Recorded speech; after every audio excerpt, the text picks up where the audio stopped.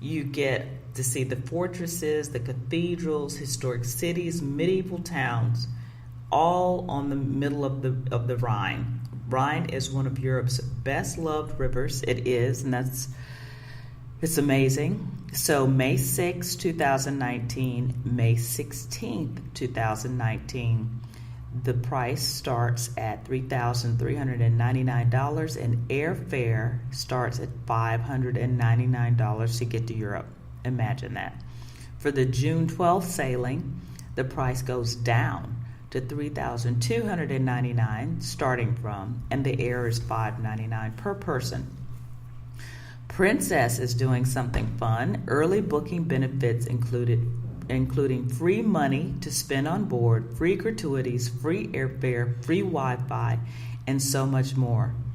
That's right. You know why? Because this is their 2021 Grand World Sailing. So with an offer like this, you don't want to miss out on a chance to sail to some of your favorite destinations and hidden gems.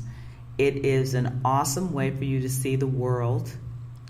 We can book some group space. If you have a bunch of your friends that want to go with you and you guys want to do this, call me at 512-529-3696 and let us know how we can help.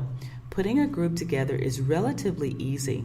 When your friends find out that you're going to take a world cruise with Princess Cruise Line, they will want to go with you. And only 8 cabins is a group. And then you, as the group leader, get some benefits. So if you're interested in that, let me know. Let's move on to some travel trends. These are some really good topics today. We've got all kinds of topics from seasickness to things not to do on sea day. I thought it'd be really fun to give you more information about our topic today, which is cruising. So seasickness affects fewer people now than it used to. And if you have not cruised in the last 20 years, then you're missing out. Most people that have not cruised have a fear that they will be sick while they're on the ship. And I'm here to tell you that cruise ships are built so totally different than they were 20, 15, even 10 years ago. The stabilizers that they build on these ships are to keep you from getting the motion sickness that most people used to get a long time ago, that you used to hear about. And so it's really an opportunity for you to see what they have done in technology with these cruise ships in order to help people minimize seasickness. Because think about it. If everybody gets seasick, then no one wants to cruise. And they're building new ships almost as fast as they're building new cars. So that means a lot of people are cruising. And the reason is because fewer and fewer people are getting seasick. So seasickness or motion sickness for some people is a problem. And some people have it in cars, some people have it on planes, some people have it on boats. And it happens when the body senses movement, but the eye sees stillness. The brain then receives conflicting messages resulting in dizziness. So it's never a pleasant situation.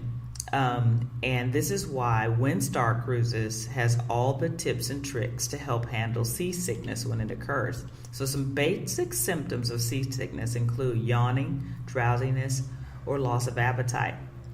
Of course, there's cold sweats, headaches, nausea, and even for some, kissing the porcelain god. We'll just leave it at that. So there are things you can do about seasickness when it affects you. For example, if you're reading a menu on a cruise ship, try going outside and looking at the horizon to try to find balance. Also, getting fresh air and breathing deeply is a great exercise that can help. Also, some things to try are sipping cold water, inhaling essential oils, or eating peppermint, ginger, or saltine crackers. And I've actually seen this. One of my friends here, John, who is a essential oils expert, we were riding in a car on our way to go hiking, and he gets motion sickness in the back seat of a car. Excuse me. And he took out his essential oils. I think it was peppermint, and just inhaled it, and it helped to calm his stomach and to calm the motion sickness. So that's a natural way to be able to stop it. Sometimes you see people with the patches. Well, now there are bracelets that you can use. There are all kinds of things out there that can help you with seasickness that you can take with you, or, you know, with the patch, people put it on before they get on board. Keep in mind that they are a chemical that is released into the system. It's minor, but it can cause dehydration. So you have to make sure that you drink plenty of liquids and monitor the amount of alcohol you're drinking with those particular items. But they do help. They absolutely do help. Dramamine is something that's been used for years, and of course it has improved over the years as well in helping people take care of seasickness. 10 things not to do on sea day, according to Cruise Critic. So, like I said earlier in the intro of the show, I kind of like sea days, especially on a longer cruise like I'm going to take right now. I'll have an actual opportunity to just really chill and relax and enjoy the activities and things that are going on board. So don't ignore, I'm so sorry, I don't usually do that, but ignore your daily newsletter. You don't want to ignore the daily newsletter. They put that in there for a reason in your cabin, because there's loads and loads and loads of things going on. And that's pretty much what they consider your sea day Bible.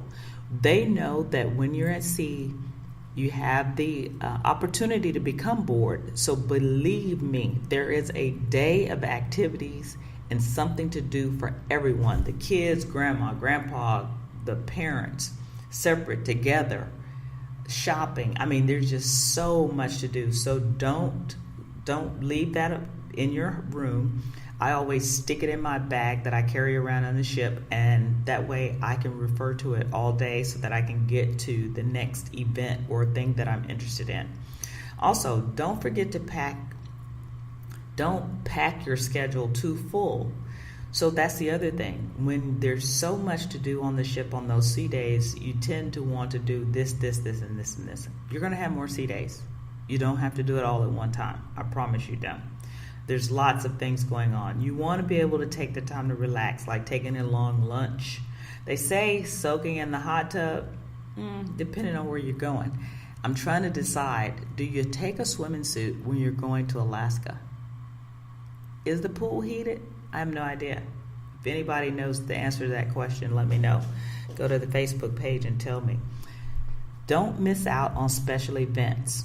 There are noteworthy events taking place on sea days. That's part of that agenda that's going to be in your newsletter every day.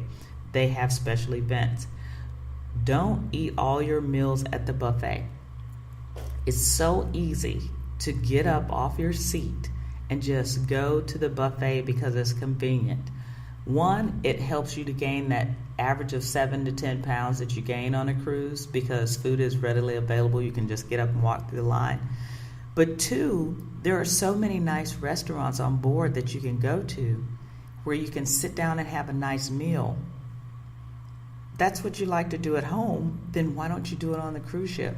And especially during the day, you don't have to worry about dress necessarily. Now, they don't allow you to wear uncovered swimsuits and wife beaters and stuff like that. I shouldn't call it that, but tank tops in some of the restaurants. But for the most part, you don't have to get dressed unless you want to go to dinner. Don't reserve your lounge chairs and then go back to bed. You know, so this happens all the time, and I've been guilty, but my guilt is I put my things down on the lounge chair around the pools as I'm on my way to breakfast, and I'm in a buffet, and I'm about to come back, because then I know I'm only going to be gone like 15, 20, 30 minutes at tops, where some people put their stuff down and you don't see them for hours. That's just not fair, folks. So that's not something you want to do. Don't put your things on a chair knowing that you have no intention of coming back for hours and hours. I think at the resorts, they have a time limit. If you don't have your stuff, if you're not back at your designated seat within a certain period of time, they will take your stuff and move it at the resorts. And I think the cruise lines should do it, but they're not doing it yet. Don't go to the spa or gym at peak times. So I take my workout clothes every time. And I start out with good intentions, and I usually go work out, especially when my son calls and says, "Hey, Mom, get up and let's go to spin class." I will do that. But know that the spa and the gym on those days that you're at sea are going to be packed with others that are trying to get it in on those sea days. So you may want to go really early in the morning, which I am a early person. So 6, 7 o'clock is no big deal for me. Or in the evenings when people are having dinner or having lunchtime meals. Those are the times to go to the spa and the gym when you're at sea. Don't start drinking at 9 a.m. Well, that's hard because I love a mimosa when I'm on a cruise. So I have mimosas with breakfast a lot of times. My husband may have a mimosa or a Bloody Mary. And then you just start for the rest of the day. The problem with that, according to this article, was that you miss out on a lot of things that are going on because you get sleepy, you pass out, you just miss stuff. And there's some truth to that. But we nap anyway. So if you're going to take a nap, you take your nap and you get up, you start all over again. So that one I'm going to put a question mark next to. Don't spend all your days indoors. Get some salty sea air and look at the view. I will agree with that. You don't go on a trip. Well, some people do. Some people are so busy and so overscheduled at home that all they want to do is sleep on vacation. But you could be anywhere if that's what you're going to really do. Do you have to spend thousands of dollars to go on a cruise to just sleep all day when you could just go get a hotel room in your local city and do the same thing? It's up to you. But don't spend all day indoors. Take advantage of the outside. Get some fresh air and just enjoy. Don't sleep the day away. Once again, depends on what your life is like at home. But I say it's a waste of money. But my husband may disagree with me because he loves to take naps and he loves to sleep. And he thinks it's a really fun thing to see how many naps he can get in a day when we're on a cruise. So we know what he's going to do. But I can tell you, if I'm going to be cold, I may be sleeping a little bit longer than I usually do or a little more often. Because I don't like to be cold. I'm really afraid about being cold on this cruise. But I'm going to take all my layers with me and I'm going to make this thing happen. And don't forget your budget. On sea days, the cruise lines really do things to try to separate you from your money. And I just think if you're on a budget, you better stick to that budget because you got a lot of stops to make. You're going to want to take things home. And if you spend it all on the ship, then hey. But if you've got that kind of ducat, go to the casino, go to the boutiques and shop. Note that the boutiques have special sidewalk sales on the last day of the trip because they're trying to get rid of things. So if you buy early, you're going to be really disappointed when they start hosting these specials, watches and jewelry and all of that. Listen for the specials.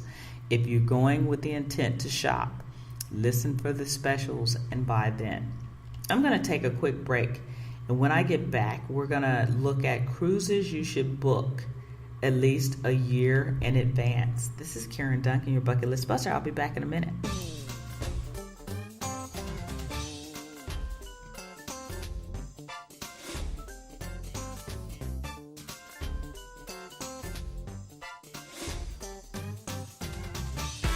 We're a generation of beach-loving, fun-binging vacationers. That's right, my generation. That's why Beaches Resorts is #1 for Generation Everyone.